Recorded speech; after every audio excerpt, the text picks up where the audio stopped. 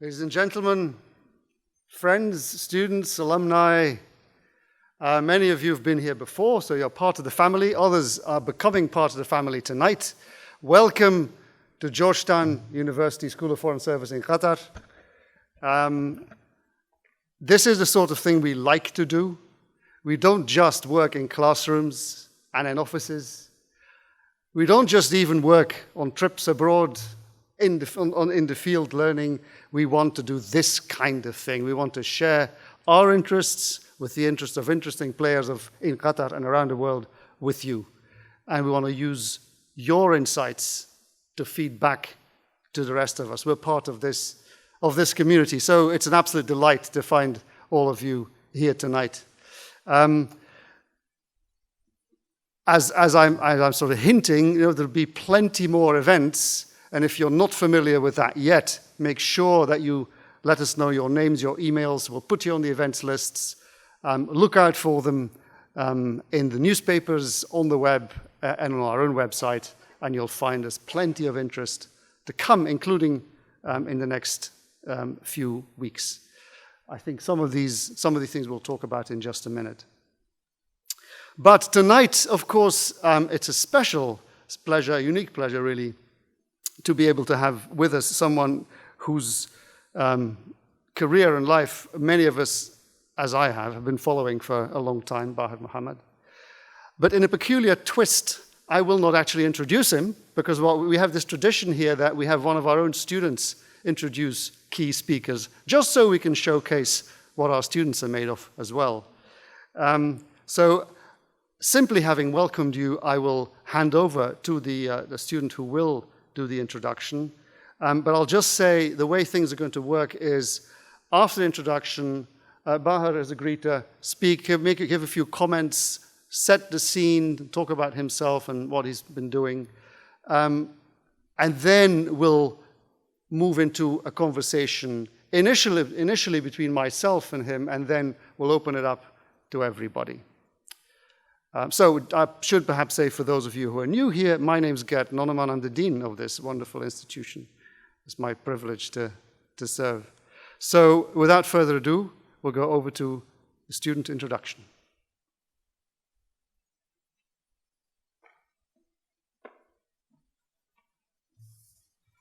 Honorable Dean, esteemed guests, fellow students. My name is Thanat Salabi, and I am a junior here at Georgetown University, majoring in international history and pursuing a certificate in media and politics. I am very pleased to be with you tonight to introduce our guest speaker, Mr. Baher Mohamed. As students of the Media and Politics certificate, we take various classes between Georgetown and Northwestern, studying the way media engages with society, politics, government, interest groups. This program gives us the opportunity to meet people who have experienced firsthand the complex nature that the intersection between media and politics gives, the way today's speaker did. Baher Mohamed is an Al Jazeera English producer. He previously worked on various international organizations in Egypt following his graduation from Cairo University in 2005. From 2008 to 2013, he was with Japan's Asahi Shimbun newspaper while freelancing for other major news outlets. Baher joined Al Jazeera in May of 2013 and covered the mass opposition protests in Cairo that started on June 30th of the same year and led to the ousting of President Mohamed Morsi. On December 29th of 2013, Baher, together with his colleagues Mohammed Fahmy and Peter Grest, were arrested and accused of spreading false news during their coverage of the demonstrations. He was finally released from prison on September 23rd of 2015 alongside Mohammed Fahmy after a long ordeal that lasted nearly 2 years. Personally, I'm very excited to hear his reflections on his experience, and without further ado, please join me in welcoming Baher Mohamed.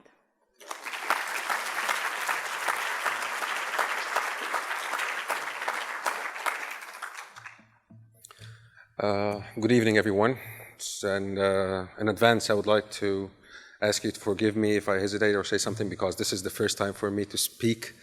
But let me introduce myself. I'm Baher Mohamed. I've been working in this field, or the media field, since 2015, and even before that. I have passion for journalism. Journalism was part of my life and my family life as well, because my father was also in this field. So I wanted to be a journalist and a reporter since I was like 6, 7, 8 years old, around that time. I worked with several news agency and magazines, and mainly from Japan, because I also have passion for Japan. Japan is a beautiful country and their media is beautiful. And before all that, let me express my great happiness that Jason from the Washington Post was released yesterday or the day before. So I was absolutely happy hearing that. And I was also working, I'm doing some work in the news desk now, or I started working in the news desk. So as soon as I heard that, this news, I was like, I have adrenaline rushing in my entire body. I'm like, okay, is he out? Because I can feel exactly his family, and at that time, like feeling that he's out, he's not, he's on his way, what's happening.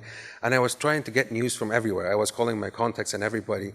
And as soon as I confirmed the news, I start like celebrating everywhere. I was calling my family, he's out. So this is something I would like to share with you, this happiness. And I wish every single journalist all over the world to be behind bars, to be free, because we have lots of journalists in Egypt behind bars and in several countries. So let's pray for them. I joined Al Jazeera, as my colleague or just friend or future colleague said, in May. I wanted to join Al Jazeera for some reason, because I was seeing Al Jazeera as a leading news network in the region, and it was competing with big old names like the BBC and the CNN. And for me, it was something very like a target. I want to work with them. And I saw when I was working with other news agencies that all journalists all over the world, they are doing the same thing. They are looking at bringing the truth to the people. But I felt like I want to join Al Jazeera. I went there and I joined them, and we did some stories as a freelance at the beginning. It was beautiful working with everybody there. The team in Cairo was very professional, very kind. So we worked together, we covered everything. We covered all sorts of things from May 2013 until my arrest day. So I'm proud of every single package and report I did at that time. And then my arrest happened on the 29th of December 2013. They came to my place, security came to my place. I remember a colleague who I work with nowadays, he just called me a few hours and told me, go away, leave your home because security is looking for you.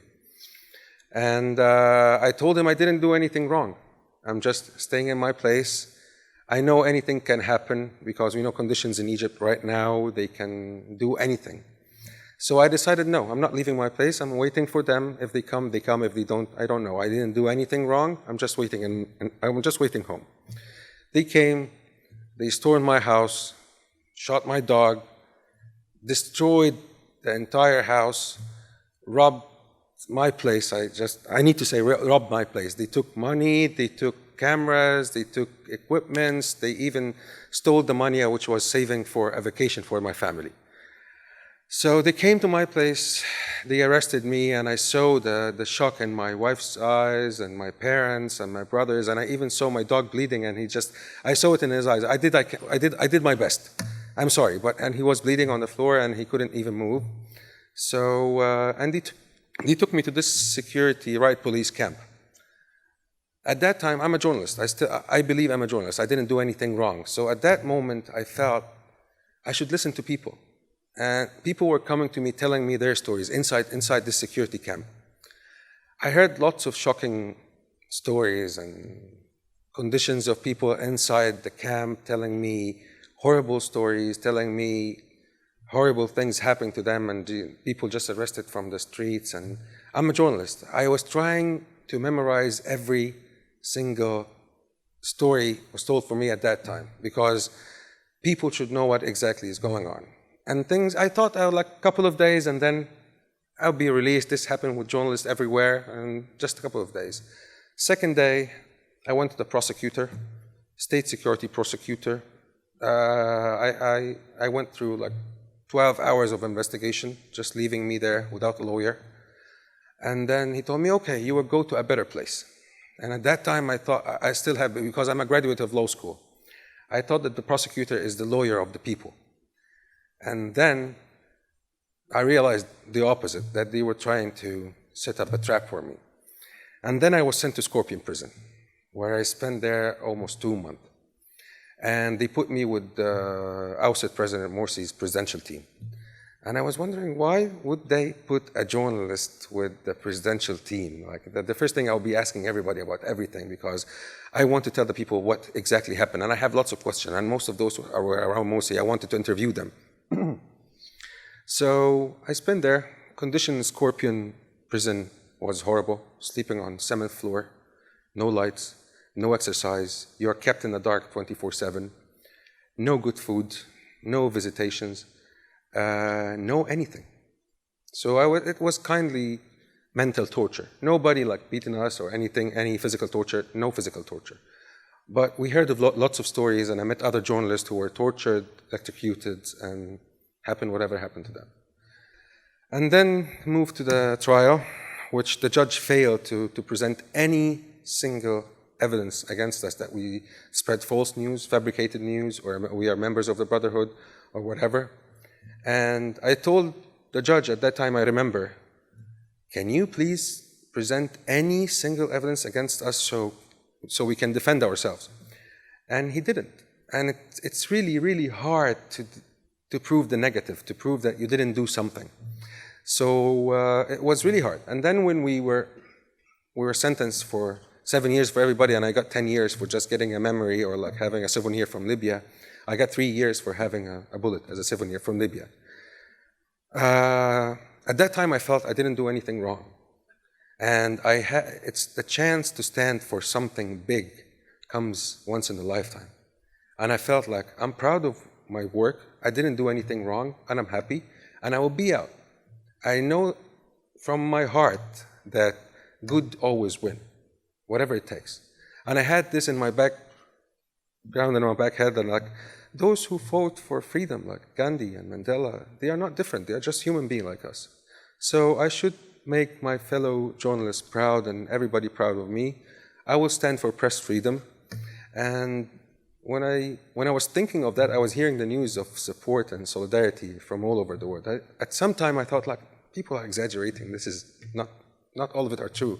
But then I realized when I came out, when I was bailed, I saw massive support from all over the world. I didn't even believe it. Like, why? Why people are doing this? And I realized also when I started hearing this news that this is not about 3 human beings, 3 people, Peter, Baher, and Fahmy. It is about press freedom. People understand and know how important is press freedom. And I'm still receiving gifts and postcards from people all over the world, like saying, we support you, you know, you're out, we are there for you. And I'm absolutely content with this. I don't know, I have lots of thank yous to give to everybody all over the world. I was seeing people in Somalia and people in Pakistan and people in war zone, like sending us support and doing this campaign, and even competitors, BBC journalists and CNN journalists and everybody, all of those guys, like all united together just to stand for press freedom. And this was something amazing. And this is why I feel like we should do something, we should continue this.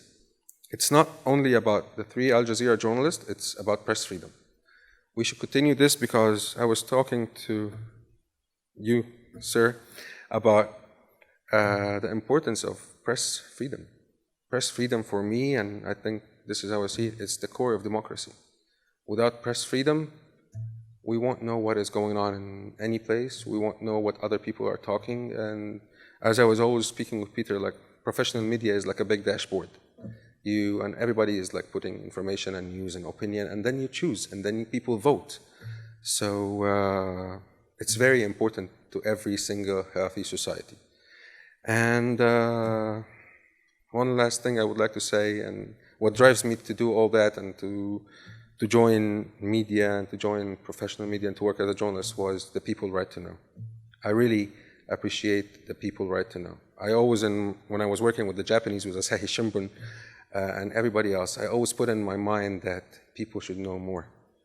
I take more risks, and even sometimes my bosses used to shout at me, I'm like, don't do that, this is very risky, you shouldn't do that. And like, if I take more risk, I'll bring more information to the people, and I really appreciate that. And I want the people to know more.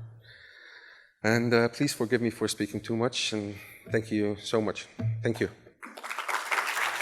So, one of the things, I mean, some of the questions that one would want to ask you are not obvious. Some of them, in fact, you've already begun to address. We've also had a bit of a round robin in this community to see what questions that were in people's minds. Mm-hmm. And in fact, many of the questions were about how did you end up in the profession, but I think that you've explained admirably. Also, how did the particular assignment come to be that you were following the events in Egypt, the protests and so on? Is there anything there that you want to add, or is that?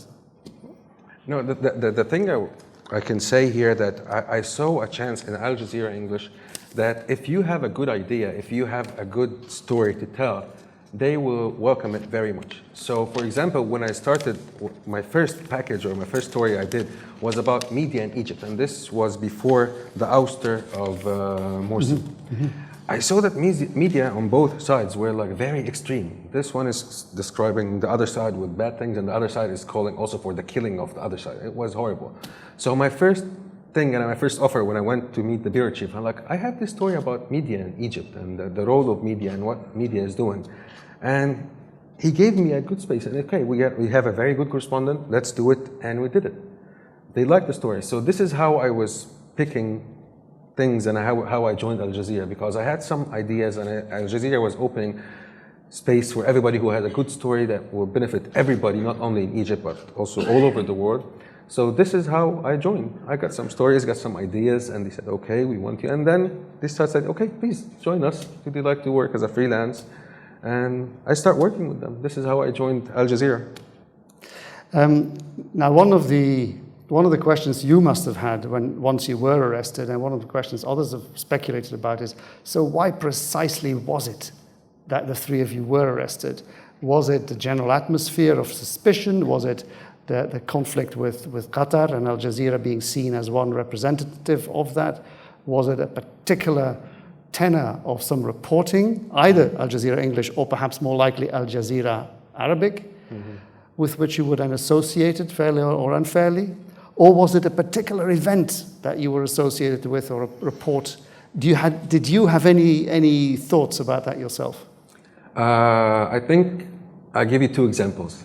One example, when we were covering some stories after the 30th of June, I met some colleagues from the BBC, and they told us, guys, your reporting is perfect. You're making us look bad. So this was one thing. The other thing, when I met Morsi's presidential team in prison, Scorpion prison, and one of Morsi's aides, he said, like, guys, you are very professional and fair, and this is really annoying us. And in myself, I thought, like, okay, this is something good. If I'm not pleasing you, if I'm not pleasing the other side, that means we are professional, we are doing the job professionally, so I'm happy with that.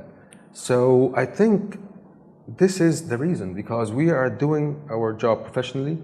We were covering all the events taking place over there, and when some local news were like during the 30th of June and even during the 3rd of July, and what happened on the 3rd of July, were like broadcasting fixed picture of the Rebel Nile, we were covering protests, and it's happening.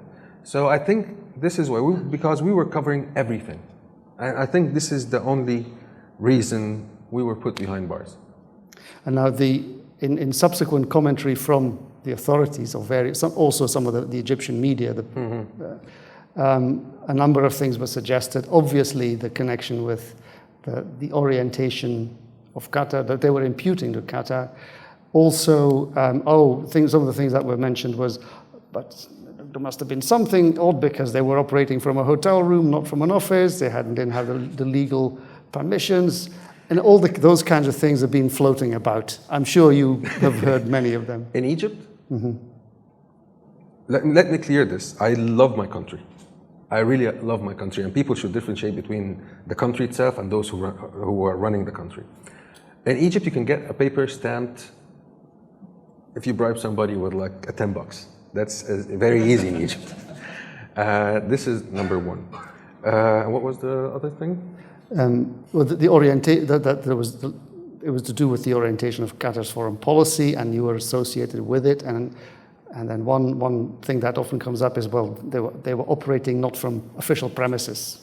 Okay, the official premises. What happened is that the office of Al Jazeera English was stormed several times by thugs and by the security. And when important events happen, and that happens during the revolution in 2011 and also on the 30th of June, usually foreign media, they hire they book a hotel room so they can be close to Tahrir Square, so they can cover things. And in Egypt, all the hotels are very monitored by the security, so everybody can know who is getting in and who is getting out. So we decided to move there to be close to Tahrir Square. We decided to be there because we don't have a base correspondent at that time.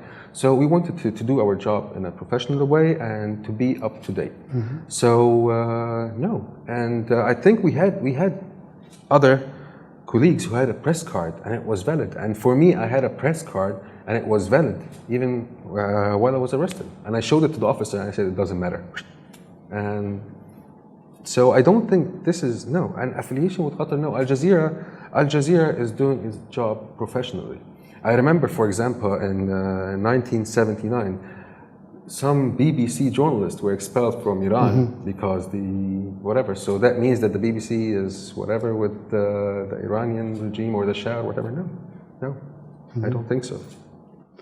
But it's the sort of topic. And in fact, yes, I remember plenty of journalists in plenty of countries who operated precisely like this. So it's absolutely standard.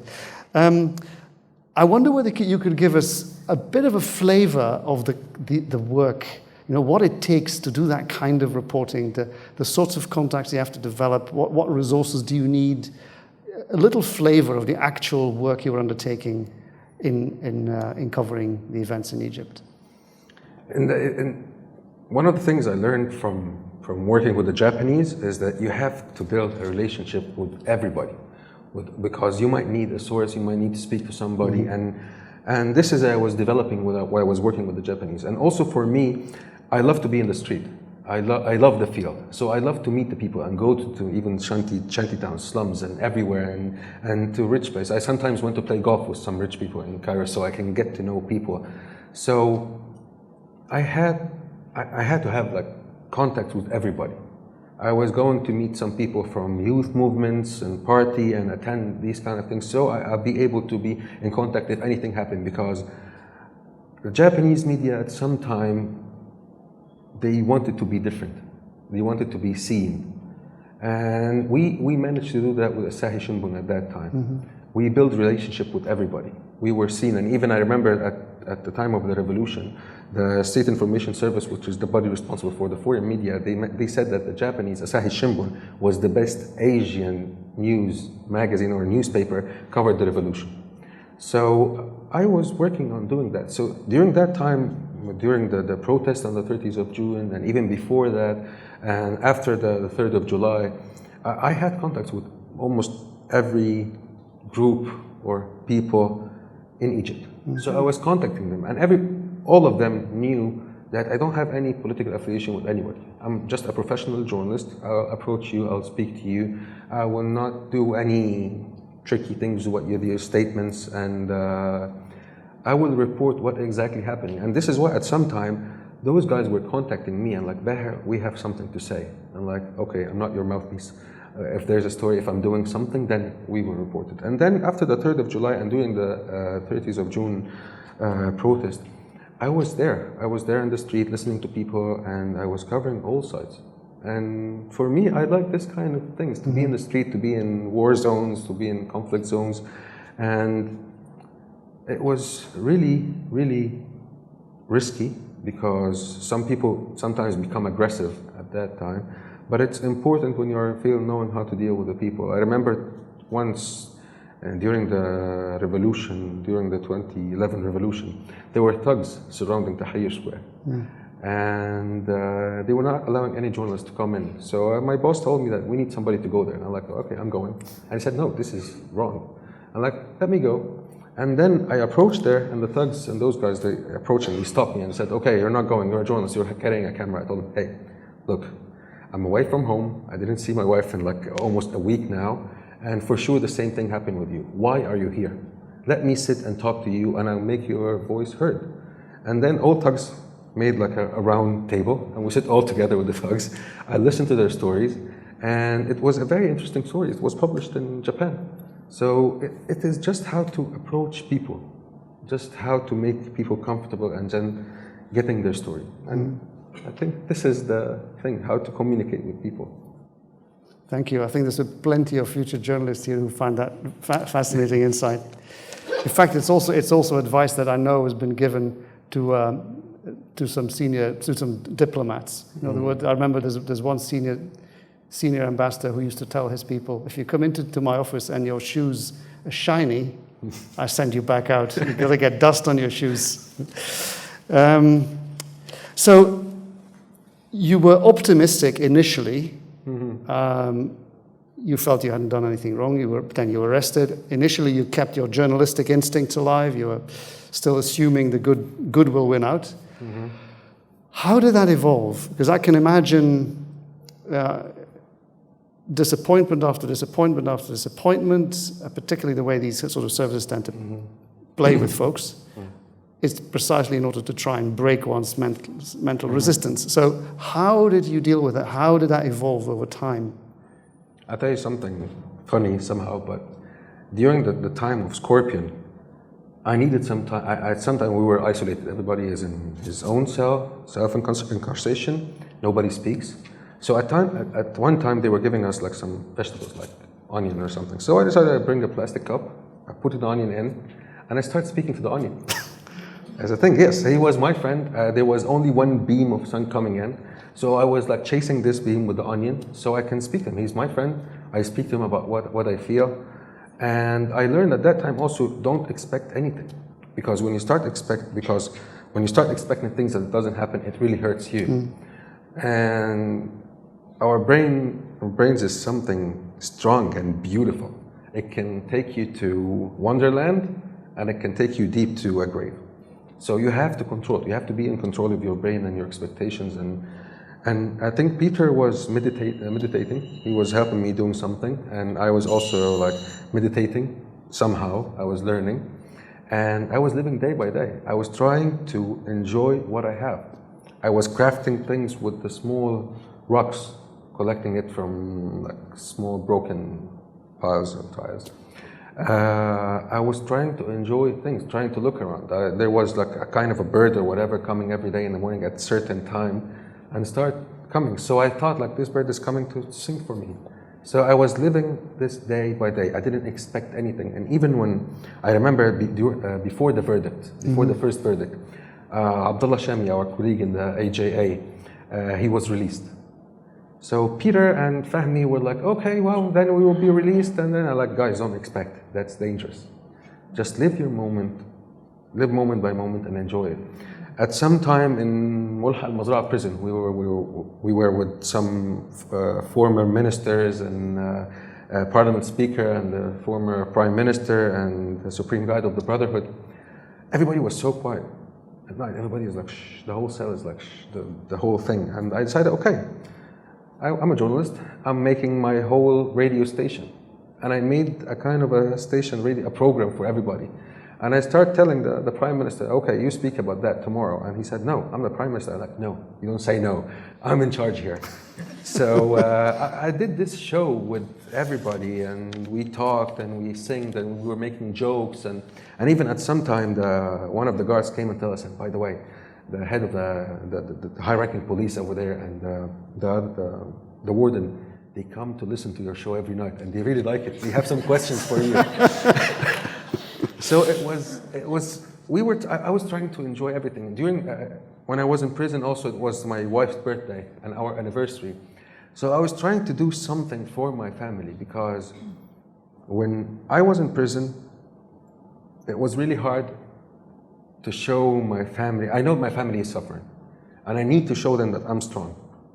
Don't worry about me. And I was worried about them. So I have to show them that I'm doing good. You don't need to care about me. I'm doing good. And also important things happen inside. And I had to show them I'm strong. I had a son was born when I was in prison. And then my wife came with a child 1 month later. So I was like in this struggle. Should I give all the attention to my wife or the newborn child?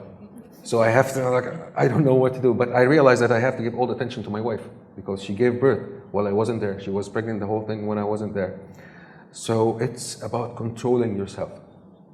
Control your brain. Don't let your brain lead you. You lead. You are in charge. And this is how I led my brain until I was, and thanks to everybody who called for my release and all this campaign. And I believe this campaign and everybody called for my immediate release are the reason why I'm here now and why I'm free. And thank God I'm here. I'm out. The whole thing is over. I hope so. Fantastic. Yeah.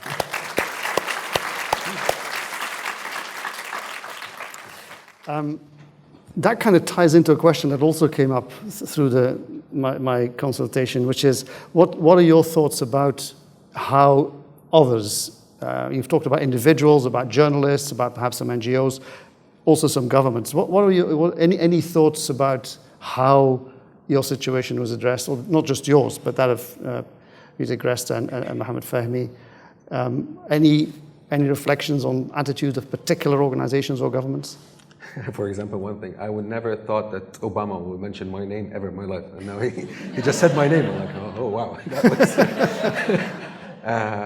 no.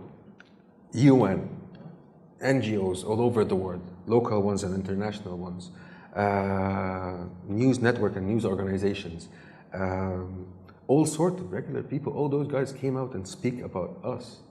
They spoke about press freedom. What is Baher Mohamed? What is Peter Greste? What is Mohamed Fahmy? 3 journalists working in Egypt. Nobody knows them. But I felt that at some moment, governments, presidents, head of states, they all learned that press freedom is something very important and they have to speak about it. They have to do something about it. So I think their reaction was really strong and made difference. And I heard lots of things about when President Sisi went to the UN and when he went to meet some head of states, they were talking to him about us and about press freedom in Egypt. They're not only talking about us, they were talking also about threats. They were also talking about Shawkan, who was still in prison up till now for over 800 days for no reason. And he was arrested during he was just covering a protest. They were talking to him about other journalists who are still behind bars. They are talking to him about freedom of expression. I met a young Irish guy in prison. He was just in prison because he saved his sister. His sisters were arrested, and he went to save them. So they were released, and he's kept in prison up till now. So they realized that freedom of expression and press freedom is a must. Without them, it's total blackout. Total blackout. So I would like to thank all those guys and all those head of states, especially Obama. Now, inevitably, given your broader interest in freedom of the press, you would expect, and in fact many people have talked about this, and some of my feedback over the last couple of days also brought the same thing up. Questions about, so what does that mean for the rest of the Arab world, indeed including in Qatar? Any reflections on the regional and perhaps the local situation? I think it's just simple. If you want a healthy, strong society, freedom of expression and press freedom is a hardcore element of that. If you start oppressing your journalists, silencing your opposition and this thing, you will never get a healthy society. Because press freedom will be always behind bars if there is any journalist behind bars. And that applies on Egypt, that applies on Qatar, that applies in any country all over the world. Same things applies on press freedom advocates. Those who are behind bars for expressing their opinions. Why any country is afraid of somebody speaking? It is a right. You can't silence anybody. So if any country wants a healthy society, let your people speak, let your media and other foreign media work freely, and it won't hurt. It won't bite, I swear. Thanks once again. It's inspiring stuff. And thank you.